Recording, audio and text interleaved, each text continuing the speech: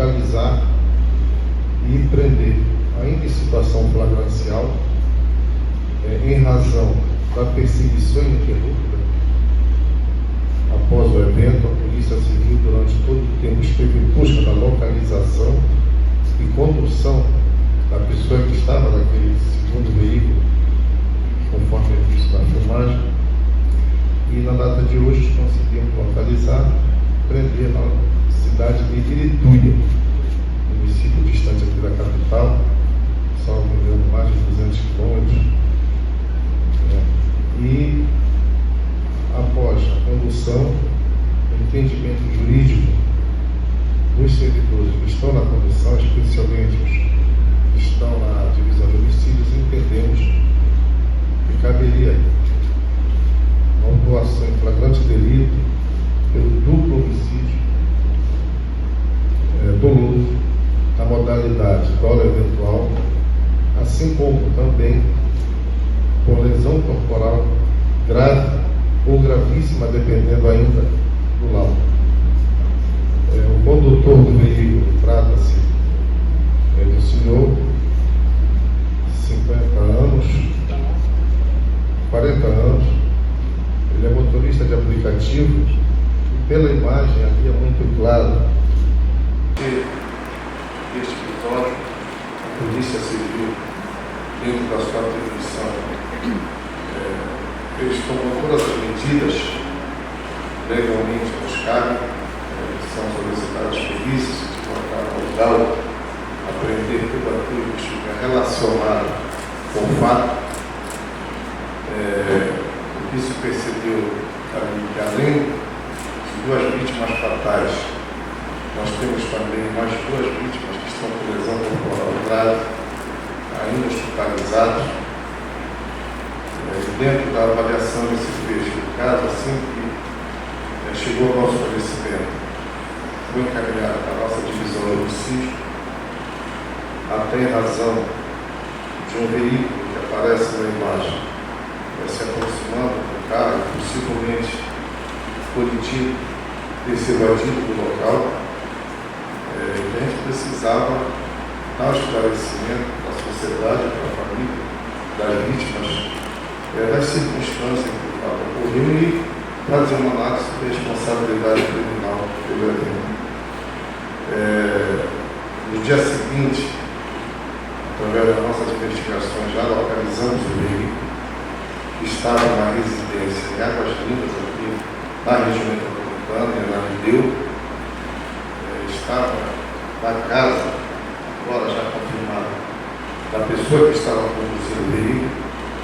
Que nós estivéssemos um local dentro do imóvel que estava coberto, tentando ocultar aquele veículo no local, aí nós conseguimos efetuar a apreensão do veículo para que a nossa investigação prosseguisse, seja feita as devidas perícias pela nossa polícia científica no veículo, e também já ouvir depoimento de pessoas que presenciaram ou que de alguma forma pudesse trazer para o nosso inquérito policial informações.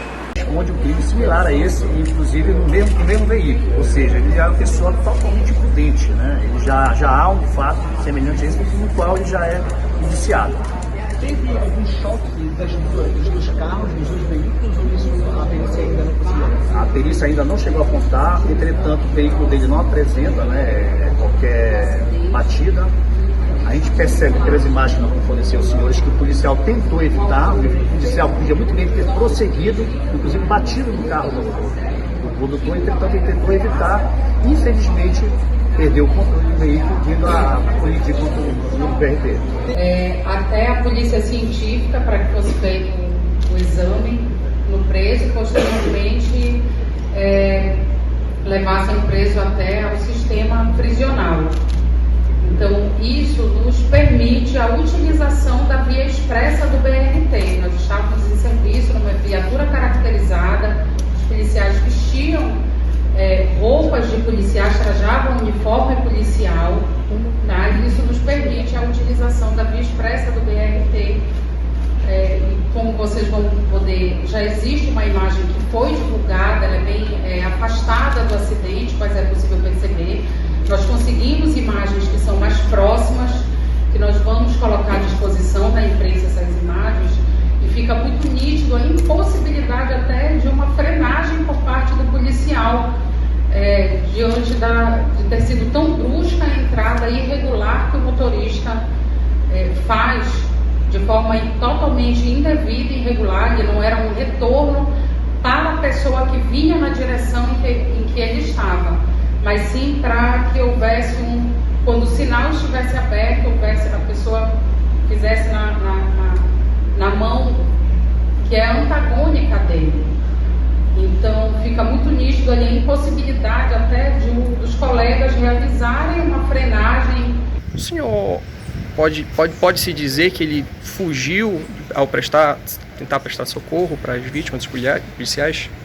No sentido da defesa como um todo, nós entendemos que foi tão somente para ele resguardar a sua integridade física naquele momento. Sabemos que ali se tratavam, né, de policiais, ele não sabia como seria a questão da população sobre aquele acontecimento em si. Então, de forma alguma, ele primeiro saiu de casa para praticar esse tipo de delito, falar em questão de dolo, de vontade de cometer um homicídio de tamanha natureza, não há o que se falar.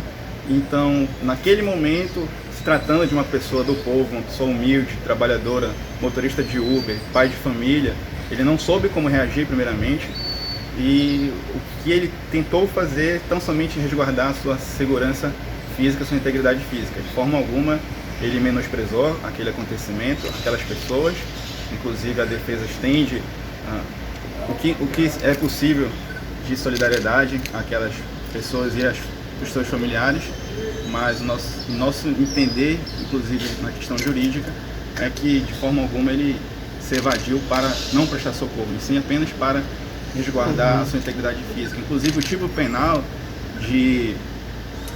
da omissão de socorro, ele prescreve, ele prevê que a pessoa tem que prestar socorro quando ela pode. Naquele momento, em se tratando da integridade física dele, ele não tinha como, infelizmente, prestar socorro sem se prejudicar naquele momento. O senhor havia comentado que a previsão era que o Agildo se apresentasse à polícia hoje, no caso. O senhor poderia esclarecer sobre isso, sobre esse fato? Em contato, né, com alguns familiares e tudo mais, nossa estratégia, digamos assim, era de que realmente apresentássemos ele para, inclusive, evitar todo esse rebuliço desnecessário ao nosso ponto de vista.